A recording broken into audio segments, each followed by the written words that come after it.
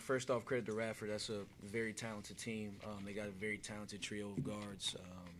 Those guys are shot makers, and they made shots time and time again to extend the lead. It's a very good team, but credit to us. We stuck with it. We stuck with the game plan.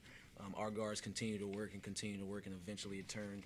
And they couldn't sustain the shot making that they had in the first half and early in the second half.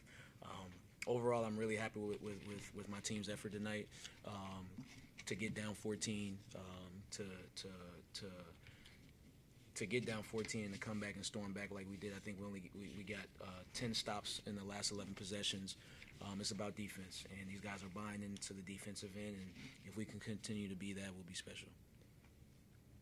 What is it about the second half that this team just, not every game, but most games, y'all played much better in the second half? Are you making that many adjustments, or is it just you come in and say, all right, we're not doing what we're supposed to be doing. If we do it, we got a shot. Right. Because you always seem to be able. You did it the first time you played, right? Right. You were getting hammered. Right. And then you shut them down. Right. I think it's a little bit of both. We try to make adjustments, but we try to stick to the game plan as much as we can.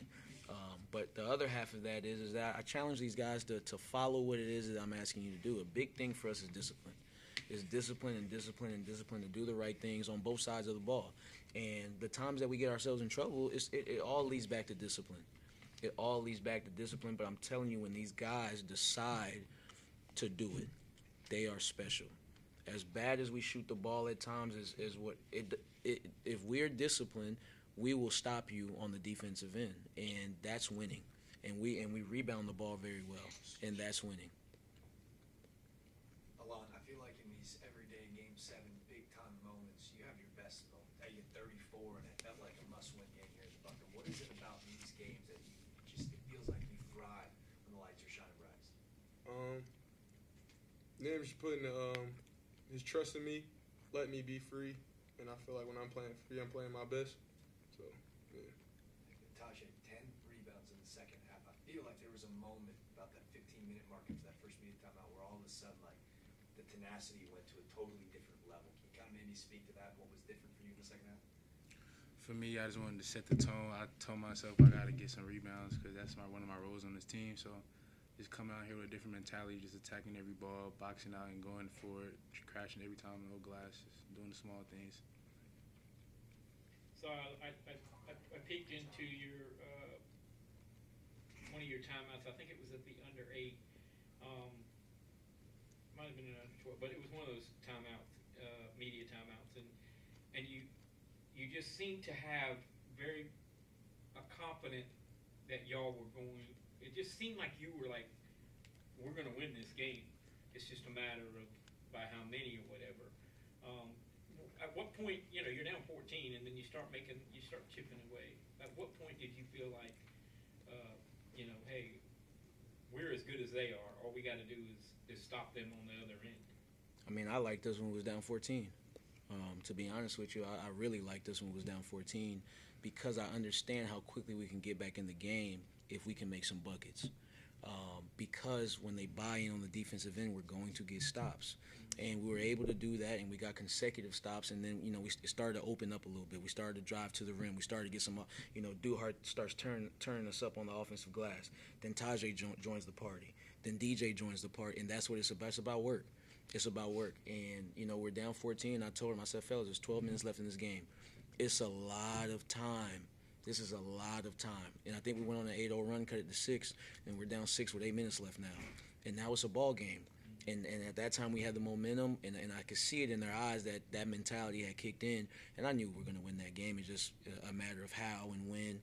And thankfully, I got these two guys by my side on my team because, they make play after play, rebound after rebound, offensive rebound and one, bucket after bucket. I can count on these two guys to always make plays, and when you have that at your disposal, you'll be confident too. On a side note, Barkley was here. I watched him sit behind your bench, and I watched him a lot during the game. And he was like a cheerleader back there. What did it mean? Not necessarily for him to get the award, but just for him to be there to support you and your guys. after 18 and a half years and not being back since November 30th? Yeah, it means a lot, man. Coach has I call him Coach. Still call him Coach. He's provided me so many opportunities in my life. You talk about a kid that I didn't. I'm a small guard. I didn't have a lot coming out of high school. I didn't have much at all. He took a chance on me, right? He gave me the keys to a program. He allowed me to grow and play my game as a basketball player, which opened up doors for me to earn some money playing basketball.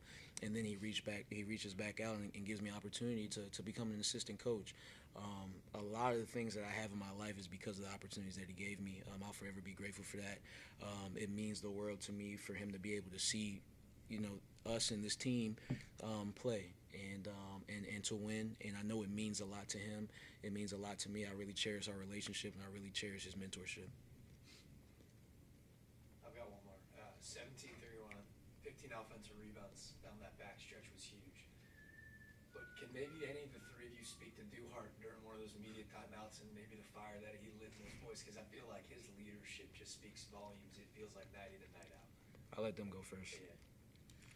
But Duhart, man, he's just a dog. I mean, you can't really explain it. You gotta be there to watch it. You can't really explain it for real. You just gotta be there. He just gonna keep going every time, give his all. He gonna hype us up. He always a hype man. He the loudest on the team, so that's how he play on the court. He the loudest on the court, so that's all it is. It's like once he get in that mode, he's like everybody gotta listen to him, whatever he's saying. And he said something in the huddle. And that's when the switch flipped and we turned it up. Yeah, Duhart is a special kid, man. He's a winner. He's a proven winner. He's been to the NCAA tournament, played a lot of minutes on it. In the conference tournament, in the NCAA tournament game on the NCAA tournament team. He's the engine. He's the engine. And when Duhart turns on, these guys know that they better follow. And he's become that guy that he. I tell him something, Duhart, turn us up, and he'll lit fire under these guys, and they respect him because he's an everyday guy and he does things the right way. And there was a point where I think I had a sub. I started to sub him out, and he looked at me and he said, "Hey," he said, "Let me rock." I looked at whoever I was subbing in and I said, "Sit down," because I know the effect that Duhart has when he takes his intensity to that level. It elevates everybody's game. Without scoring a single freaking point, R.J. Duhart, man, I can't say enough about that kid. He's going to be missed. Coach, real quick, you wear your emotions on your sleeve. You probably jumped, celebrated out onto half court after some big shots in that run. You played here. You've been an assistant coach. You're a head coach. It's number one up on the board for game. What does it mean to be CSU? A simple answer for that is do you have that chip on your shoulder? To me, when I think about CSU, are you going to walk in there as the quote-unquote underdog, and are you going to have some stuff about you and say, hey, you're going to have to take it from me? And that's all we knew back in the day when we played was that, first off, we didn't think we were the underdog. That's the first thing, right? We walked into every gym, regardless of how Liberty, wherever it was at, and we thought we were supposed to win that game by double digits. But just instilling that, hey, do you have that chip on your shoulder to where, hey, were you overlooked? Were you sitting at home with no offers? Were you overlooked and only had 2 offers coming out of high?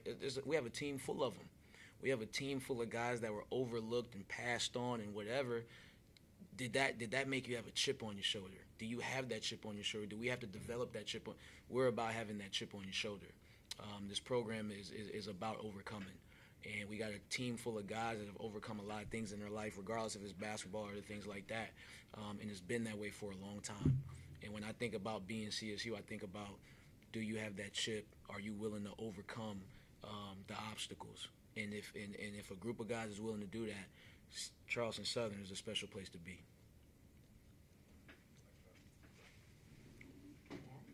Thank you, guys. Appreciate it.